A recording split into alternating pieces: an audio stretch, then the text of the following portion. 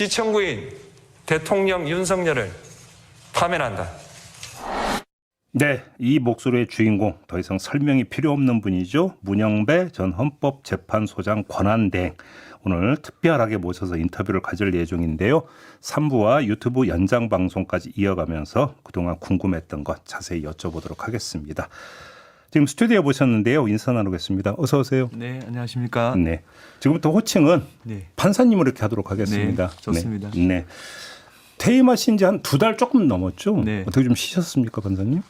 네, 무직으로서 자유를 느끼고 있습니다. 아마 판사님께서 가장 많이 들었을 질문이 바로 이 질문인 것 같습니다. 네, 헌재에서의 윤석열 전 대통령 파면 결정까지 상당히 지난한 과정에서 좀 오래 걸렸던 것 아니냐. 도대체 네. 무슨 일이 있었던 거냐. 헌재 안에서. 네. 이 질문 엄청 많이 받으셨죠. 예.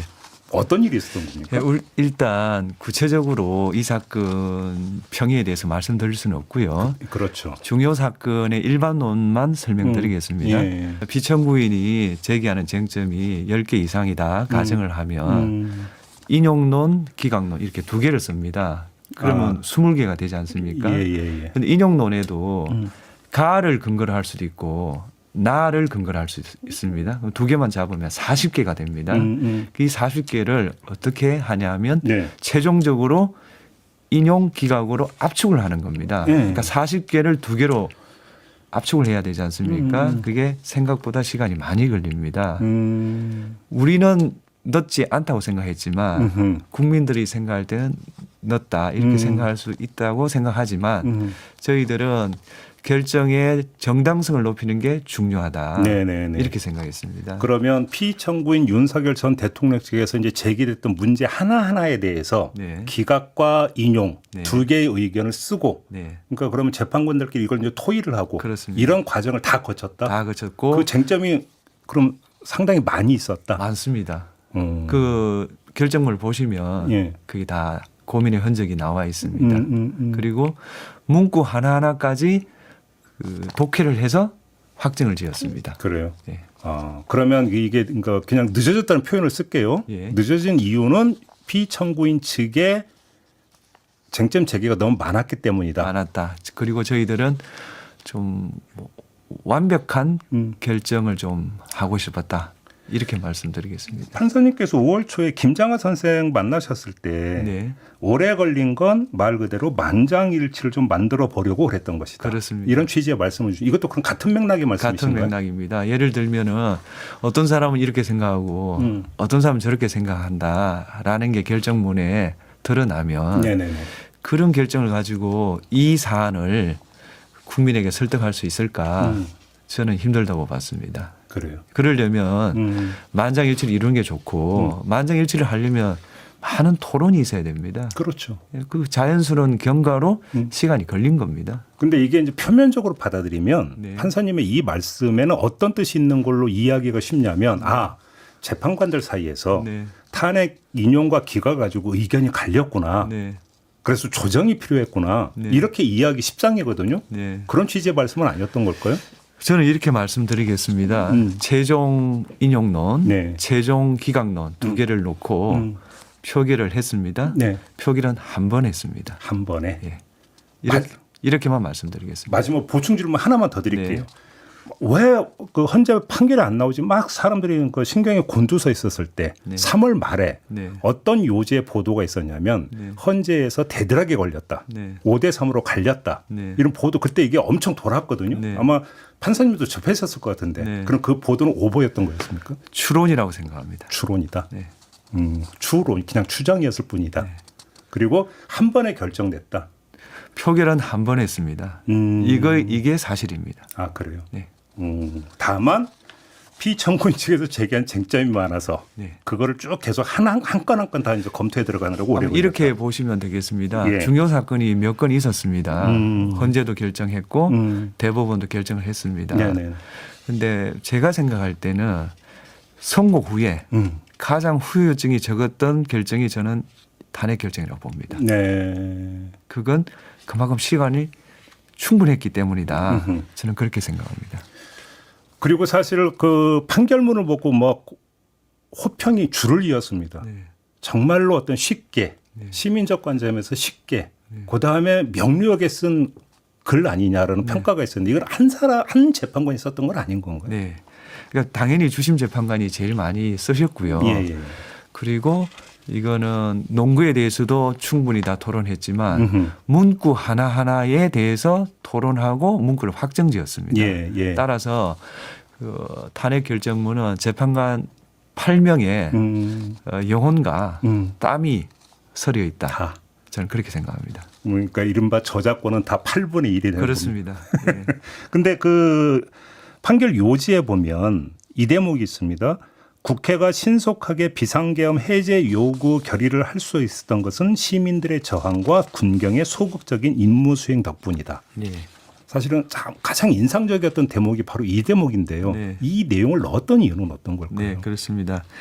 피청구인은 예. 애시당초 비상계엄을 오래 끌고 갈 생각이 없었다고 주장했고요. 그렇죠. 그렇기 때문에 파면은 안 된다 이렇게 주장했습니다. 네. 그런데 우리들이 볼 때는 시민들이 저항하지 않았더라면 그렇죠. 군경이 적극적으로 임무 수행을 했더라면 비상계엄 해제가 쉽지 않았을 거라고 봅니다. 네.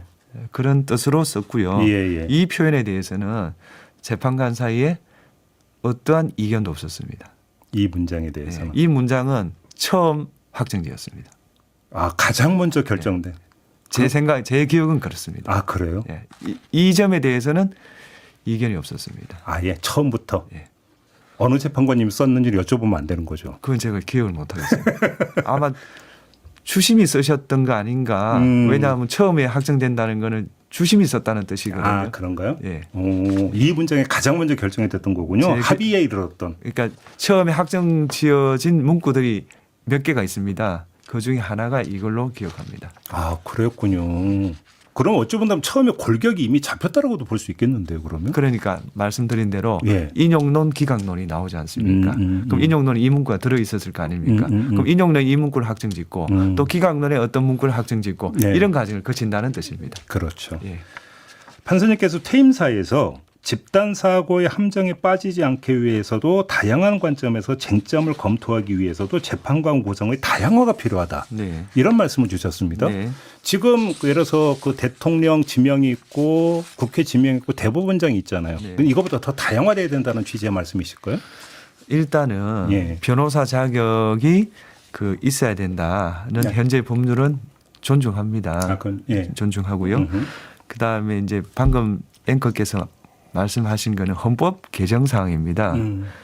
저는 헌법을 개정한다면 네. 재판관은 전부 국회 동의가 필요하다고 생각합니다. 국회 동의도. 예, 동의가. 두 번째로 대법원장이 그 재판관 3명을 지명하는 권한은 폐지되어야 된다고 생각합니다. 아, 그래요? 그런 입법 내가 제가 알기로는 없습니다. 다른 나라에? 없습니다. 어. 그렇고요. 그다음에 판사 출신으로 재판소를 다 채우는 것은 저는 위험하다고 생각합니다. 어떤 점에서 그렇습니까? 집단 사고의 함정을 빠질 수 있고 그다음에 다양한 검토가 힘들 수 있다. 이론적으로. 네네네. 그래서 제가 생각하는 것은 헌법 연구관이나 헌법 전공 교수들을 넣어야 된다. 오. 그다음에 판사를 넣더라도 지역법관도 좀 넣어야 된다. 예. 예를 들면 오스트리아 헌법에는요. 재판관이 10몇 명인데 그중에 제 기억으로는 3명 이상 수도 빈 외에 거주하는 사람을 예. 임명해야 된다는 조항이 있습니다. 예.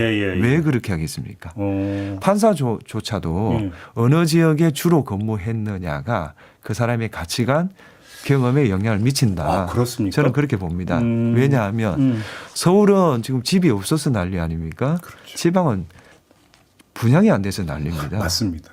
그리고 그게 기본권을 제한할 정도가 되었다고 저는 봅니다. 따라서 어떤 인간도 개인의 경험을 초월하기는 어렵습니다. 그게 법전에만 의지하는 게 아니라 국민적 삶을 가까이서 지켜본 또 그 시각의 다양한 시각이 네. 헌법적 판단에 이게 이제 스며들어야 된다 이런 취지의 말씀이시네요. 스며들어야 된다고 생각합니다. 스며들고 있을 뿐만 아니라 예. 스며들어야 한다. 그런 점에서 왜냐하면 다양화가 필요하다. 판사의 세계와 예. 국민의 세계는 다를 수가 없습니다. 음. 저는 그게 굉장히 중요하다고 생각합니다. 그래요. 예. 그러면 우리 판사님은 지역 법관으로서 오래 활동을 하셨잖아요. 네. 그래서 헌법재판관이 되셨잖아요. 네. 그러면 거기서 지역 법관의 활동의 경력이 어떤 식으로 발휘가 됐었던 겁니까? 저는 서울 중심의 사고, 예를 들면 행정수도 이전 네. 그 헌재 결정했지 않습니까? 예. 만일 제가 예.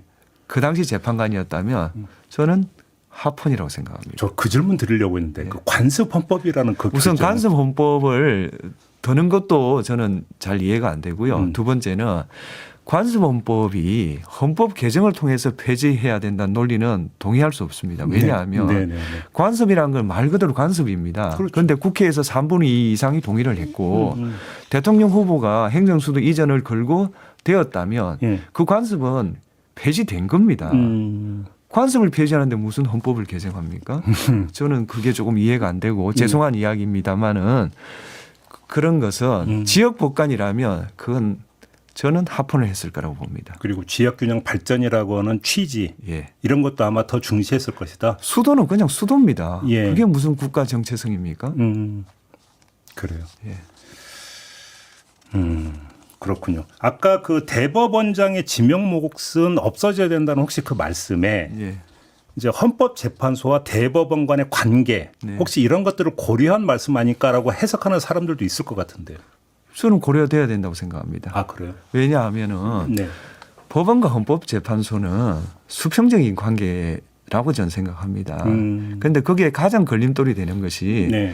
대법원장은 재판관을 지명하는데 헌재소장은 재판관을 지명할 수 없을 뿐만 아니라 네. 대법원 구성에도 관여 못합니다. 네네네. 이게 저는 좀 이상하고요. 대법원장은 민주적 정당성이 취약한 분입니다. 그래서 뭐 여러 가지 고려가 있어서 넣었겠지만 입법례가 없더라. 제가 본 바에 의하면. 그렇다면 우리가 좀 검토를 해야 되지 않나 생각합니다. 헌법 개정 사항입니다. 그렇게 보시는 네. 거고. 그러면 헌법재판관 구성의 다양성만큼 대법관 구성의 다양성도 필요하다고 보세요. 저는 필요하다고 봅니다. 그러면 그 다양성을 담보하기 위한 걸로서 그러니까 숫자도 늘려야 된다는 데도 동의 혹시 하십니까? 그 점에 대해서는 예. 저는 우선 그거에 대한 뭐 언급할 위치에 있지도 않고요. 다만 예. 그 논의가 되려면 대법원이 상고 제도에 대한 그 안을 밝혀야 됩니다. 대법원이 먼저. 네, 과거에 예.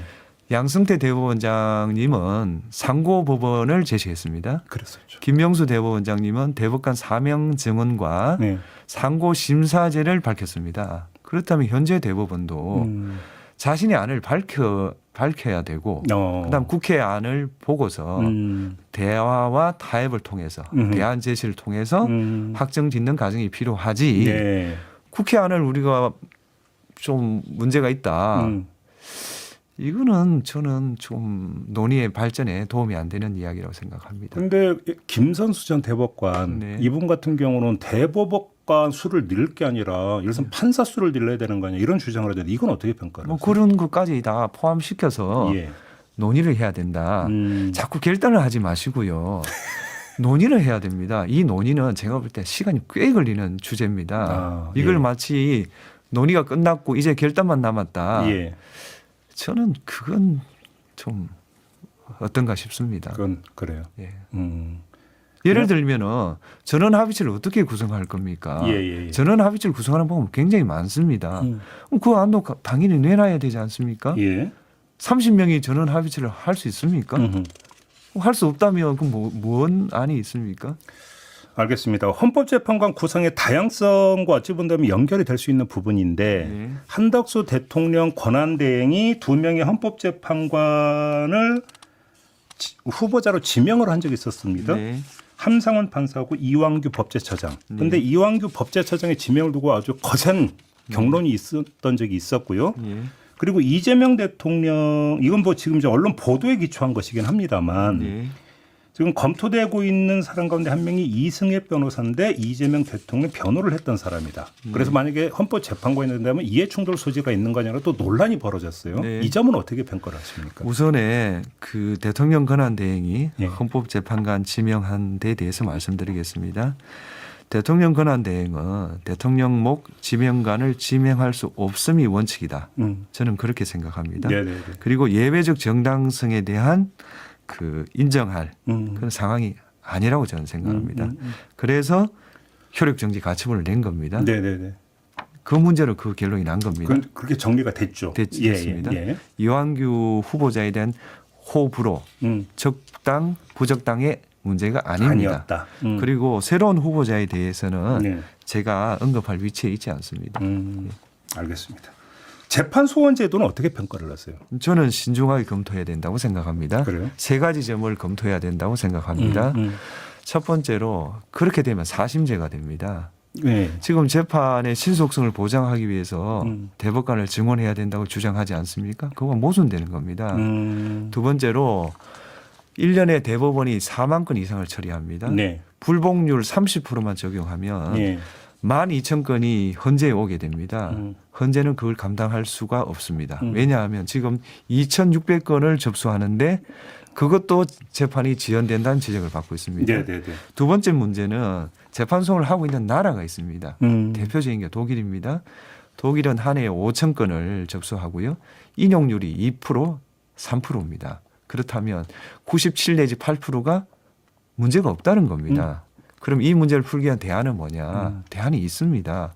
우리나라는 다른 나라와 다르게 국민이 헌법재판소에 위헌 법률 심사를 요청하는 제도가 있습니다. 네네. 그래서 위헌 결정이 나면 재심을 하게 돼 있습니다. 네. 그런데 대법원이 한정 위헌 결정에 대해서 재심 사유를 인정하지 않고 있습니다. 그래요? 예, 따라서 법률을 개정해서 한정 위헌 결정도 재심 사유가 된다. 이렇게만 정해줘도 네. 지금 문제되고 있는 그 문제 상황을 상당 부분 해결할 수 있고 이건 사심제가 아닙니다. 예. 현재 있는 제도를 충분히 활용하는 겁니다. 두 번째로 예.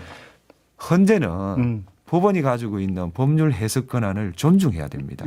따로 해석하는 건 바람직하지 않습니다. 무슨 말이냐. 대법원과 헌재는 상호 존중을 통해서 이 문제를 해결해야 됩니다. 그래요. 그런 다음에 예. 그 다음에 그걸 논의해야지 이것도 해결이 안 된 상태에서 너무 큰 문제를 끄집어냈다. 저는 그렇게 생각합니다. 아까 이제 결단을 하지 말고 논의를 하라고. 논의를 해야 됩니다. 같은 취지의 결단할 말씀이시죠? 문제가 아닙니다. 예. 그럼 이게 이제 그 각 단위에서 다 둘러 모아서 합의가 이루어져야 된다. 합의되면 제일 좋고요. 예. 합의가 안 돼도 예. 나는 반대하지만 그 정도면 내가 수긍할 수는 있다. 이 정도는 그 받아내야 된다고 생각합니다. 속도전으로 갈 걸 성질의 문제는 아니다. 아닙니다. 속도전을 할 거는 민생 회복입니다. 그리고 사회 통합입니다. 예. 민생 회복은 당장 돼야 됩니다. 네. 사회 통합도 당장 돼야 되는 겁니다. 지금 판사님께서 사회통합을 말씀하시니까 윤석열 전 대통령 탄핵 심판 과정에서 네. 사실은 막 그 거리에서 벌어진 장면은 다 지켜보셨을 거 아닙니까? 예. 우리 사회의 분열상이 어느 정도라고 보십니까? 심각하다고 생각합니다. 심각하다. 민생 회복만큼 어떻게 그걸 근데 그 통합으로 이끌어낼 수 있을까요? 민생 회복을 하면 됩니다. 민생 회복을 하면 네. 된다. 민생 회복은 이거 아닙니까? 예. 의식주를 해결하고 내 자녀를 어떻게 공부시킬 건가. 그렇죠. 그 문제를 해결하면 다 해결되는 겁니다. 그런데 민생 회복을 하려면 어떻게 해야 되냐? 사회 통합을 해야 됩니다. 그게 붙어 있다. 예. 그다음에 그럼 사회 통합을 하려면 어떻게 하면 되냐?